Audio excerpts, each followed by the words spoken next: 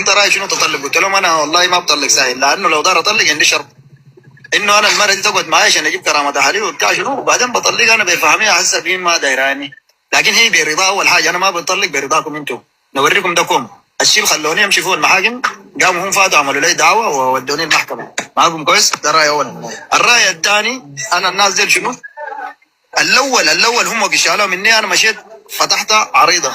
في الجنايه عادل، قلت لهم انه كده كده كده جو ساقوا مني المره دي، وانا من حقي امشي افتح، بدل انا اجيب شكل واجيب اهلي ويحصل ضرب، من حقي انا امشي افتح طلاق ولا الناس قضيه للناس زي المره قاعده في بيتهم يجرجروا معي، بلاغي فتحته والتحري سالني خساراتك وتم كيف والمازون وشنو، وسالوني واديتهم القسيم ودي قسمتي، ومرتي قاعده مع الناس.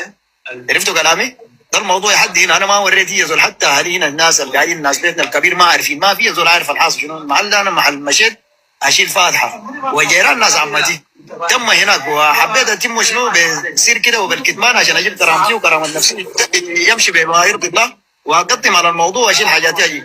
الموضوع انا عشان اجيب كرامتي، والناس اللي رفعته في الفيس وشنو شنو، حتى مسحته طوالي، الناس بيقوا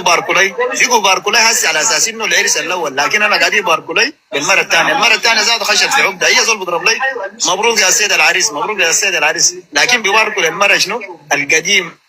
والقديمه ما فيش مع محاكم، وانا عايش بالمره شنو الجديده، لكن انا شنو ده الشغل حسي انتوا دخلتوني فيه، وبقيت شنو يعني امام امر الواقع، اي كلام بقوله مسؤول منه امام الله وامام الجمهور والناس، وانا زول حسب ما عندي شهره في الميديا دي وقاعد ادق الناس كثير، يعني الحكمه مهما تكون بتفرق عليك، وبقيت هسه انا شنو مشحت في المحاكم بسببهم، انا ما مشيت من نفسي، انا ما داير معهم حاجه، لكن هنا الشغل بتاعي بخش القانون. الناس دي اللي انا زاد اقول لك حاجه، طلعوا من قلبي، لانه الشغل بقى فيه عنصريه، وبتجي خالتها بالشاكل فوقها ام البنت تقول لها انت بنتي بنتك للعب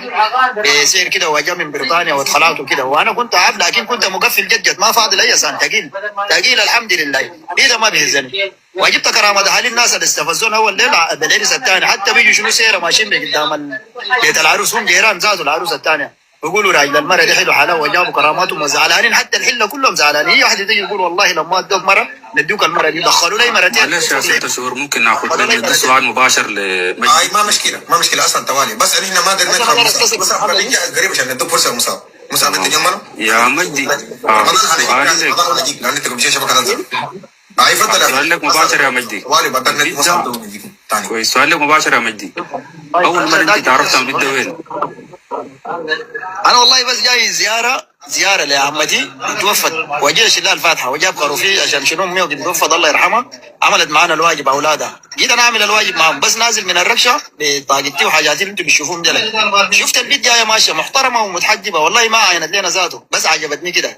قلت له عمي البيت دي كيف؟ قال لي منتهي، بعد ما شلت الفاتحه ونسيت كده، بالليل فاتوا عرفوني بجيرانهم وقال لي ناس محترمين وما شاء الله، وجو من البلد ولهم سنه بعد الحرب ده جو قعدوا،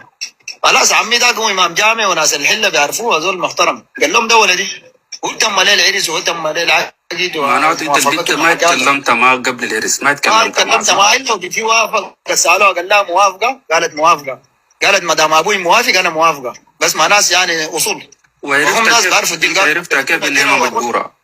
ما في اجبار احيانا، لانه انا بعد ما هي وافقت، اسمع، هي بعد ما وافقت سبت البيت جبتها بيتنا نحن عديل، قعدت معاه، بوريكم الصور اليوم اللي انا اصلا وافقت، صورتها عديل، صورتها معاه ورسمتها لاختي، رسمتها لناس بيتنا انه دي البنت اللي انا جبتها بتاع هنا، قلت لها عشان اشيل منك صوره اوريها لناس بيتنا، وكده بس ناشفه قافله،